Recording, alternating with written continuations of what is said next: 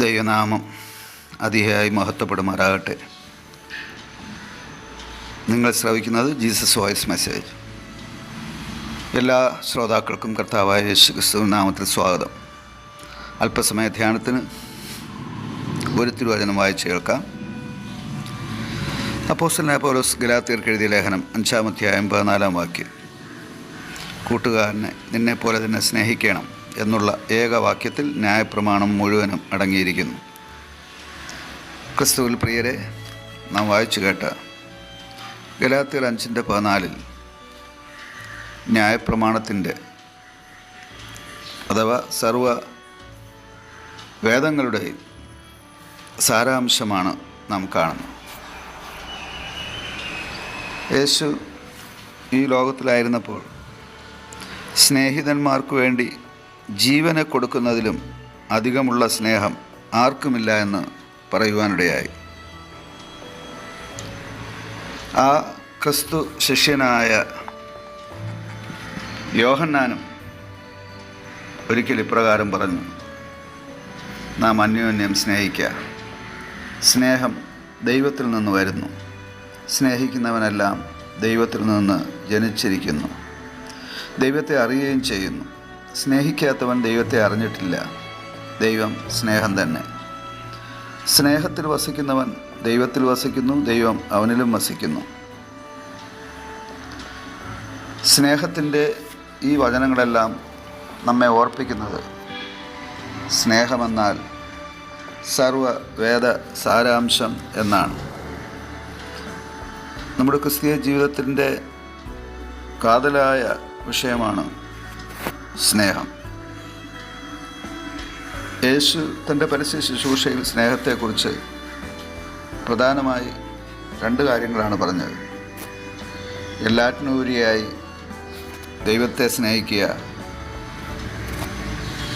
കൂട്ടുകാരനെ നിന്നെപ്പോലെ തന്നെ സ്നേഹിക്കുക. ഈ 2 കൽപ്പനകളിൽ ന്യായപ്രമാണം മുഴുവൻ അടങ്ങിയിരിക്കുന്നുവെന്ന് പൗലോസും അടിവരയിട്ട് പറയുന്നു. മനുഷ്യജീവിതത്തെ പൂർണ്ണമായി സ്വതന്ത്രമാക്കുന്ന സ്നേഹം,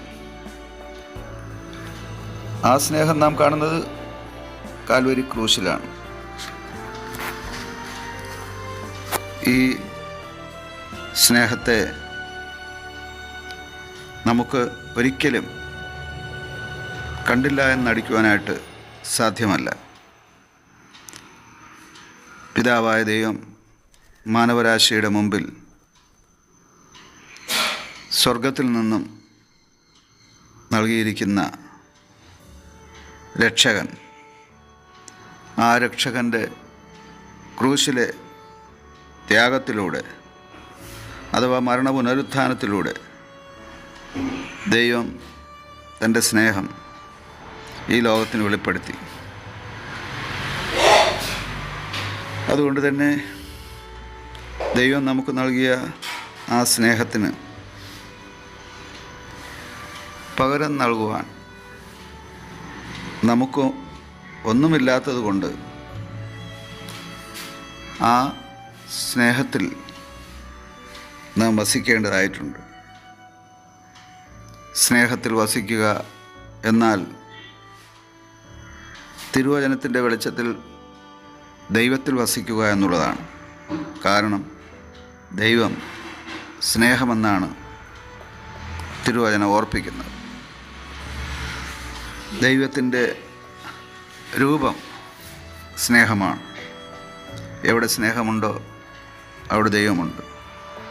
സ്നേഹമെന്ന പദം ഇന്ന് വളരെയധികം തെറ്റിദ്ധരിക്കപ്പെടുകയാണ്, ചതിക്കപ്പെടുകയാണ്, വഞ്ചിക്കപ്പെടുകയാണ്. സ്നേഹത്തിൻ്റെ ഭാഷയിൽ പറയുന്ന എത്രയോ വാക്കുകൾ, വാഗ്ദാനങ്ങൾ, അവയെല്ലാം പൊളിവാക്കുകളാകുമ്പോൾ സ്നേഹത്തിൻ്റെ മൂല്യം നഷ്ടപ്പെടുന്നു. അപ്രകാരമുള്ള ചതിക്കുഴികളിൽ പെടാതിരിക്കുവാനും ഈ അന്ത്യകാലത്ത് നാം വളരെയധികം ശ്രദ്ധിക്കേണ്ടത് അത്യാവശ്യമാണ്. സർവവേദ സാരാംശമായി തിരുവചനം നമ്മെ പഠിപ്പിക്കുന്നത് പോലെ ദൈവത്തിൻ്റെ സ്നേഹം അത് എല്ലാറ്റിനുപരിയായി നാം ദൈവത്തെ സ്നേഹിക്കുന്നതിലും സമശിഷ്ടങ്ങളെ അതുപോലെ സ്നേഹിക്കുന്നതിലും അധിഷ്ഠിതമായാൽ ഞാനും നിങ്ങളും ന്യായപ്രമാണം മുഴുവൻ അനുസരിക്കുന്നവരായിത്തീരും.